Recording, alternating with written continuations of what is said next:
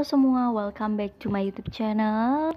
Perkenalkan, nama aku Vita Ardia, dan di video kali ini aku mau sharing-sharing ke kalian yaitu tips menabung rutin dan efektif di usia 20-an. Nah, apalagi untuk teman-teman yang masih single juga nih, ini sangat bermanfaat juga buat kita-kita nih yang masih single ataupun untuk yang sudah berkeluarga ya teman-teman. Jadi kalian bisa gunain ini tipsnya supaya kita belajar bareng-bareng untuk lebih bijaksana dalam mengatur keuangan. Nah, yang pertama yaitu kita perlu menentukan tujuan dan target waktu nominal yang ingin dicapai, teman-teman. Jadi, kita tahu nih tabungan kita itu untuk apa saja dan kapan target atau goals-nya. Yang kedua yaitu membuat alokasi gaji, teman-teman. Nah, kenapa sih kita perlu membuat alokasi gaji? Nah, jadi setiap kita menerima uang, itu kita perlu memasukkan ke dalam pos-pos yang sudah disediakan atau kita sediakan sendiri, teman-teman. Misal di sini aku membagi 65% untuk sehari-hari, atau kalian bisa alokasikan juga bila ada tagihan 10% untuk tabungan, 10% juga untuk self reward, dan juga 5% untuk sedekah. Kita perlu self reward juga ya teman-teman. Misal kita mau jalan-jalan, kita mau beli, kalau perempuan mungkin pengen beli tas, pengen beli baju seperti itu, kita juga alokasikan itu. Jadi kita nggak terus menabung tanpa kita ada lakukan self reward, nanti malah tabungannya yang diambil, ya nggak sih teman-teman. Nah, selanjutnya yang ketiga yaitu atur skala prioritas tabungan nih teman-teman. Nah, jadi kita harus tahu nih, kita menabung untuk apa saja sih. Nah, di sini untuk memudahkan pula yaitu aku kasih kolom-kolom seperti ini ya teman-teman. Jadi ini aku buat kolom seperti ini. Nah, begitupun dengan yang kedua. Jadi kita tahu nih, kita menabung untuk apa saja, dan jadi tertracker gitu teman-teman. Tertrack. Jadi kita nabungnya itu untuk apa aja sih, dan targetnya itu kapan. Jadi kita harus tahu tujuan kita itu mau kemana. Misal seperti itu. Yang pertama tujuan keuangan, misalnya kita mau beli HP, yang kedua beli laptop, terus menikah, misal seperti itu ya. Targetnya berapa lama itu pun juga harus kita sesuaikan dan kita plankan juga ya teman-teman. Lalu ini jadi prioritas keberapa sih, pertama, kedua, ataupun ketiga. Nah, untuk yang kolom selanjutnya yaitu mana dulu ini yang harus diprioritaskan. Jadi kita tahu kita menabung itu untuk apa dulu nih dan kapan targetnya.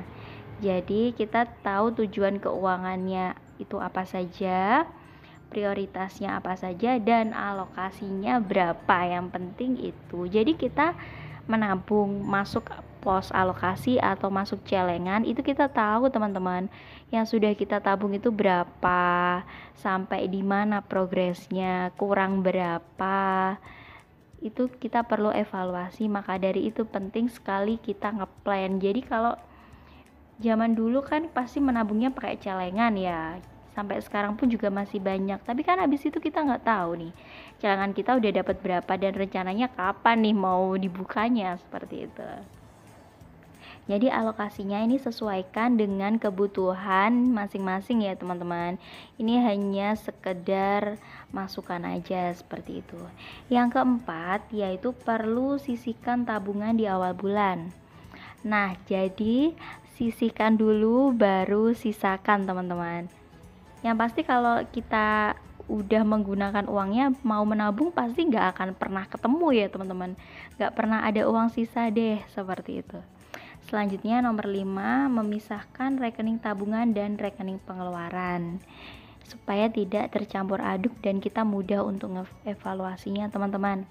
Selanjutnya yang keenam, mengurangi pengeluaran yang kurang penting. Nah, biasanya kalau perempuan suka lapar mata ya teman-teman, berburu diskon dan sebagainya. Setelah kita beli barang, kadang kita kepikiran lagi tuh, sebenarnya nggak perlu-perlu amat sih, karena lapar mata terus kita jadi nyesel. Nah, selanjutnya yang ketujuh, menghindari beli barang secara kredit. Nah, perlu juga ya, lebih baik kita mengumpulkan dulu baru beli sesuatu teman-teman. Tapi tergantung kalian sendiri ya, tergantung masing-masing orang. Kalau pemikiranku sendiri lebih baik kita menyisihkan dulu, baru kita beli barang itu, karena itu rasanya akan berbeda seperti itu teman-teman, daripada kita harus membayar setiap bulannya. Dan cara selanjutnya yaitu mengatur cara belanja. Kalian bisa membandingkan dari toko satu ke toko lainnya, mana nih yang lebih murah, dan siapa tahu ada diskon. Nah seperti itu teman-teman, otomatis kita jadi jauh lebih berhemat ya teman-teman. Nah kali ini aku mau tunjukin ke kalian, yang pertama itu kita menentukan dulu nih tujuan dan targetnya, menabung seperti ini. Nah ini aku punya contohnya, yaitu menabung dari nominal kecil dulu teman-teman. Jadi mulai 2.000, 5.000 hingga 10.000, dan target tercapainya itu kapan, berapa kali. Nah kalau membuat alokasi gaji tadi udah aku jelasin ya teman-teman, masuk pos-pos yang sudah kalian sediakan. Begitupun nomor 3, kita perlu tahu nih prioritas mana aja yang perlu didahulukan. Nah poin kelima ada memisahkan ya teman-teman, kita tulis juga pengeluarannya itu apa aja sih yang kita keluarkan setiap harinya, itu kita perlu juga ngelis itu ya teman-teman. Nah ini dia, yaitu pengeluarannya apa aja sih, pengeluaran tetapnya apa aja sih, pengeluaran yang berubah itu apa aja sih, itu kita juga perlu. Nah itu dia contohnya ya teman-teman, semoga bermanfaat untuk teman-teman semua. Kalau kalian suka sama videonya jangan lupa like, komen, dan juga subscribe ya. Tunggu video aku selanjutnya, bye bye.